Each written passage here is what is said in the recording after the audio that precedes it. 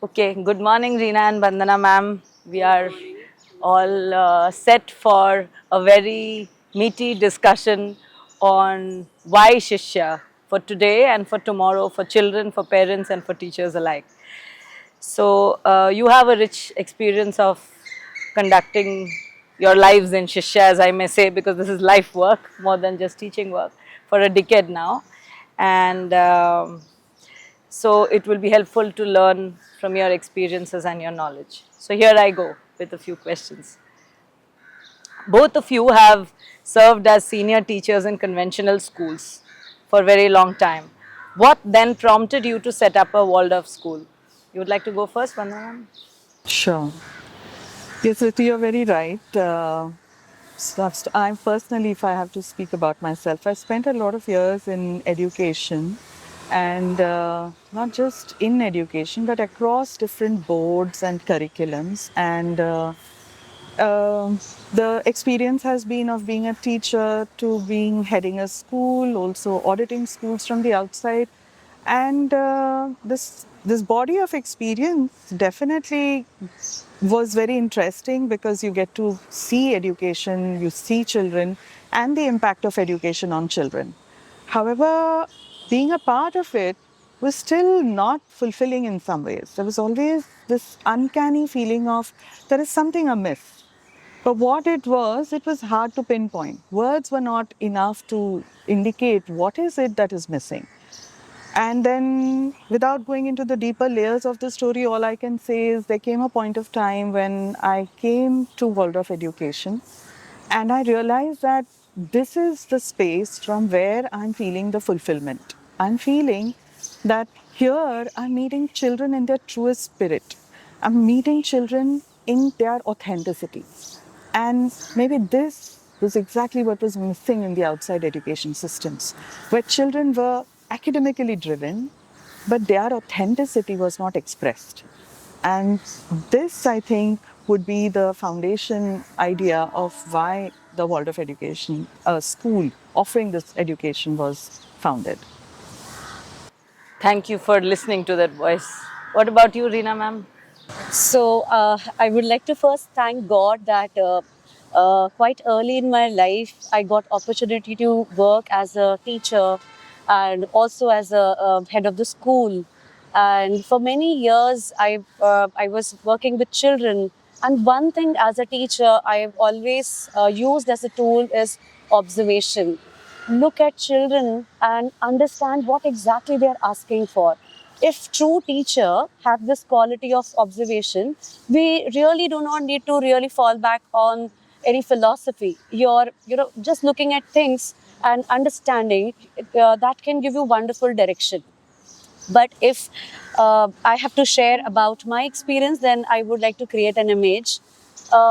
For me, where I used to work when I used to work in conventional school, it was like a highway. You have street lights, you have straight road, you can see the direction there, and there are lights and lot of instructions, and where to go and all these things. So that was for me was conventional education, that you can just run. When you see a straight road, you just feel like as if you want to run. But life is not race, it's a beautiful journey, and we need to just be slow and enjoy a journey what is there, there in the nature. And for me, world of education is like wo pahadon pe wo gol raste, where you are just enjoying the wonderful breeze. You're enjoying each and every moment, how the trees are, how beautiful water flowing. So this is how, like for me, is this world of education feels when I understood and I started experiencing this world of education with my children. That sounds beautiful, but that brings me to ask, what is the curriculum here then? What are the teaching methods or pedagogy like? Because from what we understand, school, this doesn't sound remotely familiar. Yeah. So I would say we all have heard that nature is the best teacher. Everything out there, all the answers are hidden in nature. We are also part of nature. Our body is made up of those five elements which are part of nature. So when children are born, and I often ask this question to parents, कि आप पैदा होते ही बच्चों को क्या खाना खिला देते हैं? And they laugh, and sometimes they give me surprise looks. Oh, ऐसा थोड़ी कर सकते हैं. I said, क्यों नहीं कर सकते? So उनका कहना होता है कि नहीं, अभी तक वो बच्चा रेडी नहीं है, उसको दूध पीना है पहले, उसके उसके अब तक दांत नहीं आए हैं और उसके ऑर्गन्स रेडी नहीं है. I said, yes, exactly, this is the answer. So जैसे ही बच्चों के दांत आने लगते हैं, उनकी बॉडी दिखाने लगती है कि अब वो च्यू करने के लिए रेडी है, that is the right time. And so in world of education, we also look at the first physical development. कि क्या बच्चे के शरीर में वो फिजिकल डेवलपमेंट दिख रही हैं जहाँ पर वो लर्निंग के लिए तैयार है. और जैसे ही वो फिजिकल, इमोशनल और इंटेलेक्चुअल डेवलपमेंट दिखने लगती है, उसके हिसाब से जो है वो उनकी कॉन्शियसनेस के हिसाब से जो है हम उनका करिकुलम जो है, उनका फ्रेमवर्क जो है प्रिपेयर किया जाता है. जैसे कि फर्स्ट 7 years ऑफ लाइफ, जब बर्थ से लेकर 7 years तक बच्चा जो है उसकी फिजिकल डेवलपमेंट बहुत ज़्यादा होती है, जिसे हम फाउंडेशनल ईयर्स बोलते हैं. तो उस समय पर बच्चों को जो है सबसे पहले अपने शरीर को समझना है कि मैं इस शरीर के साथ इस धरती पर क्या क्या कर सकता हूँ. एक बार अगर उस शरीर में वो समझ आ जाता है कि ये मेरी कैपेसिटीज़ है, और जो कॉन्फिडेंस बिल्ड कर लेता है बच्चा, उसके बाद there is no stopping. They are, and the beauty of world of education is this education make them really curious for learning, hungry for learning, and that is the best part which we always admire as teachers. That's a beautiful quality to aspire in a student. Uh, would you want to add on to that, Vandana ma'am, about how do we achieve all this in the curriculum, especially for higher grades? I see a lot of play and nature and art and other elements that we all aspire in our lives, but I'm curious to understand how is this brought about in a classroom or as a school in curriculum? Yeah, that's actually, I think, a very intriguing question to most people outside. We hear a lot of these questions, and they're very beautiful because it shows that people have really got a very different notion about education. So I will borrow from where Reena stopped, and the journey of learning is almost like the journey of discovery about life and about the student who is going to live a life. So if I have to conceptualize this, then we begin from synthesis to analysis to synthesis. When a little child in the preschool is meeting the world, it has no analytical skills. It is living a wholesome experience of everything. It does not try to understand what's the concept behind this, a science behind it, or anything of the sort. It just lives it. This is the space from where we gradually bring the children into the world of analysis. What is the process of analysis? We slowly start stripping something into smaller bits and try to look at it in its own dimension, try to understand the uniqueness of each of these dimensions. And in the higher school or in the adult process, growing up, we want to bring it all together to create new things again. So this is exactly what begins to happen in the grade school. Once you enter the grade school, and she spoke about the first septennial, in world of education, we have the breakdown of the first 21 years of a human life into 3 7-year septennials. So if the first septennial was addressed to understanding the body and what it can do, the second septennial of 7 years is understanding how do I feel about this world and what do I do with my body, which is now enabled. And in this process, what they do is the academics begins to gradually tip in all the unique individual subjects. I would say these were the various aspects. So you look at a rose, you feel very drawn to the rose, right? But then comes language and you start talking the songs and poems about a rose. But then you also begin to draw the rose and you also begin to slowly understand the botanical aspects of a rose. You begin to understand the soil contribution of the rose, the geography in which a rose can prosper. And this is where I'm talking about the analytical lens that is brought into the learning of a child's growing years. And eventually, once again, having understood the dimensions in the higher school, higher part of schooling, and maybe the college years also, the child is brought into a space where the synthesis of this entire learning process gets activated. And now the child is not banking on what the world wants to tell it. The child is using its own experience, its own learning, its own understanding to create new things. So we are bringing, actually through world of education, very creative human beings on this earth. People who have the courage to express themselves fully through what they have understood the world to be and life to be. That's beautiful. Uh, the obvious question that I have next is, what textbook do you follow? Where is all this available for a teacher to offer and render a subject in this way? For most of us who are adults today, haven't seen a textbook which offers a rose in so many dimensions. So it probably requires a question to begin with. And the beginning question would be, what is a textbook? In any curriculum, a textbook has today become, in the outside world, kind of the Bible, the God. It defines what a child should know, how it should express. And the child's wisdom, intelligence, knowledge body is restricted between the two flaps, the cover page and the end page. However, truly speaking, a textbook is nothing but a reference book.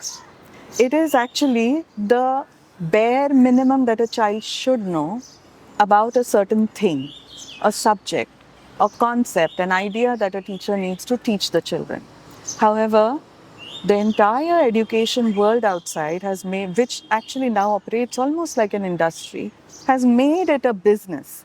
Assessments are bound within the syllabus, which is in the book. There are guides, there are other types of things, and so many other modalities through which it appears that the child is learning.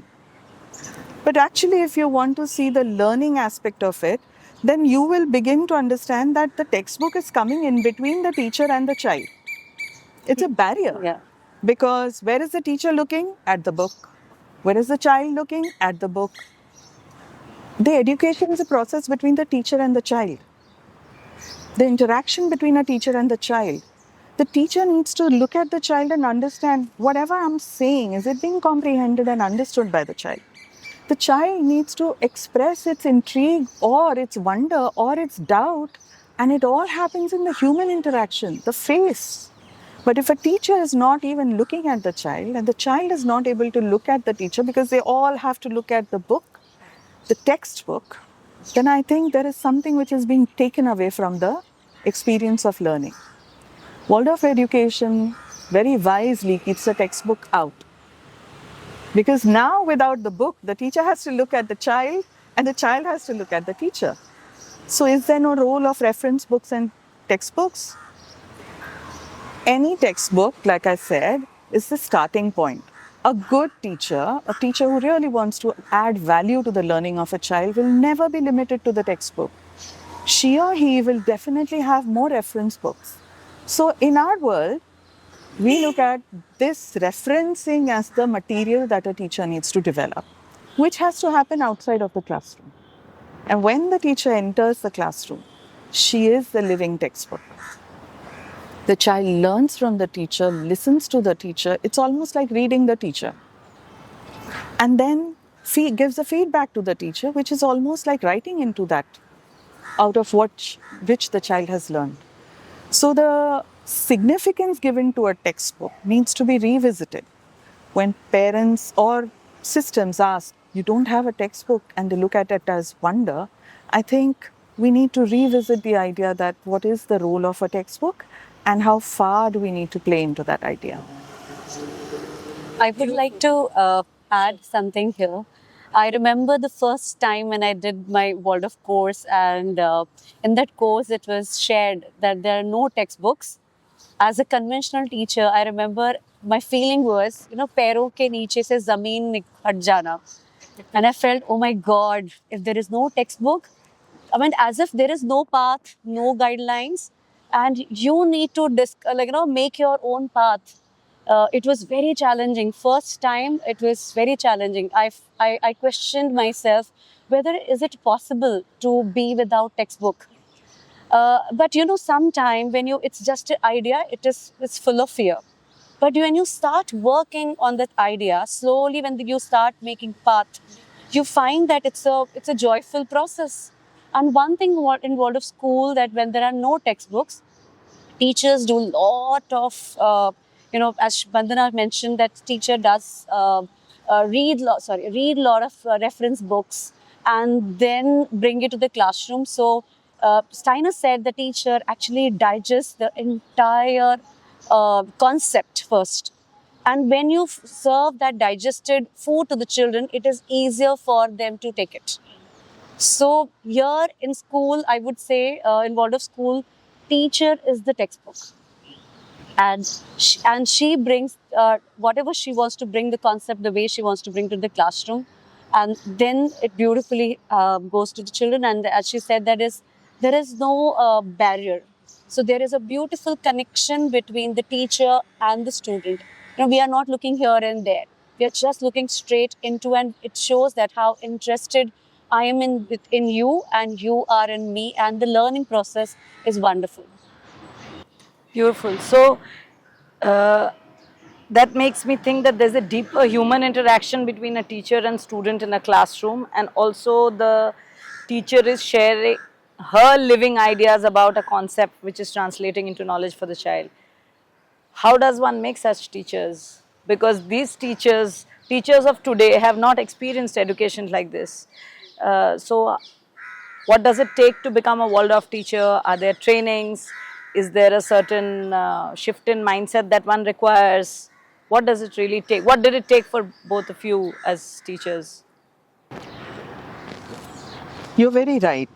In a system of education which is so many years old now, education has got crafted in a way that there is a degree and a certain standard practice and method that needs to be employed. I will not deny that there is significance to that. However, just like I mentioned about a textbook becoming the be-all, end-all, just having a degree or a qualification does not make a teacher. A teacher is made and is a living and valuable human being if the teacher does not ever stop becoming curious, is not ever getting tired of acquiring more knowledge, and is always willing to strive harder to make things work for the child. Where do we have these kind of teachers? Well, there are many interested people who are taking initiatives. They come and they join a Waldorf school because it feels that there is more freedom here for a teacher. And the freedom comes in a way that the child is the reference material first. And if we are able to understand the progression of a child's world, then the teacher has a sense of calibrating this progression, and according to this calibration, the curriculum gets shaped. Thankfully, the curriculum is also predefined. Like in any academic system, one has to know what are the basic skills that we need to teach to a child of any age, particular age. That is also available in Waldorf education. What is additionally required, that is a training that we have to give. What is additionally required is this novel way of thinking, the departure from textbooks, the reading of the child, the kind of lessons that we develop in the classroom, the courage to integrate multiple art forms into the lesson. Because there is a standard idea of what a lesson should be. It is very textual in mainstream systems. But Waldorf education, in that method, integrates all kinds of arts. And that is simply because the way it perceives the child is very different from the other systems. The trainings that are given, the mentoring that is provided to a teacher, the support that is given when a teacher wants to explore a new way of teaching, all of this is what creates a teacher, gives confidence to the teacher, and really makes the learning experience for a child very, very interesting, very diverse, very colorful, and very heart centric in the sense that the child feels very invited into the learning experience. And this, I think, is the sole purpose of a teacher in the classroom, where if you think of it today, knowledge is not dependent on a teacher. It is very easily accessible in every space. It's living in the internet, in libraries, on TVs and channels. But who makes this learning journey interesting? Who is the peg on which the child can anchor and grow into what it needs to become? I think that part is where a lot of training is required. And we have many bodies in the country. There is an international body. World of Education is an international movement. It is a body which is operating right from Switzerland, Dornach. Gotianum is the center from where all this is guided. However, there are multiple different bodies in different parts of the world, and so is their chapter in India as well. And they govern and observe the practices of any Waldorf school. That's intensive. Yeah. Yes, ma'am. What she said. Um, See, have you seen a potter, making pots? And potter first, starts with mud, and there is some pressure from outside, and then also from inside. So this is how I feel the human beings are being developed.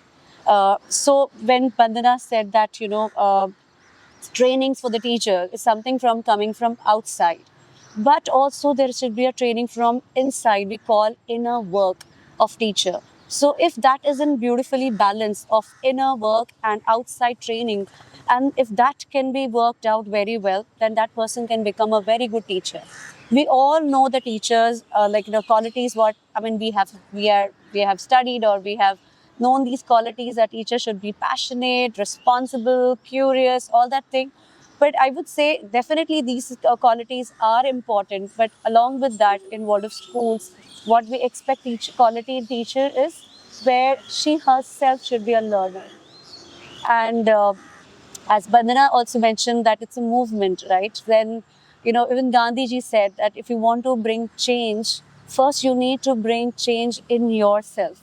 So that is what we expect also from the teacher, that she should be ready to change, ready to unbreak herself, and ready to again to have a new makeover.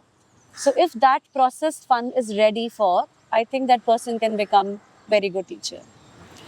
And I think it begs to add one more point, which is that, you know, world of education stems from a philosophy. Philosophy is nothing but a lens through which you look at life and live your life. And here is where there is a philosophy which looks at who a human being is. So even if we want to have an education system, we need to have a long-term goal of why educate in this way? What will it bring in a child? And when you have this lens of who the human being is, then you're not about what a child needs to do or a person needs to do or someone else needs to do. It becomes a personal quest because you are a human being. And the moment the question becomes, who am I think all of what we are saying begins to live in the teacher. So the point of where the inner work is concerned, again, the lens opens up through the training where you begin to see who is the human being. What could I have been? What am I not having today? How will I be able to achieve that?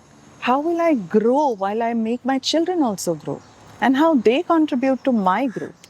And how do I contribute to theirs? And this very mutual exchange is actually the soul of world of education. Sounds like an intensive process.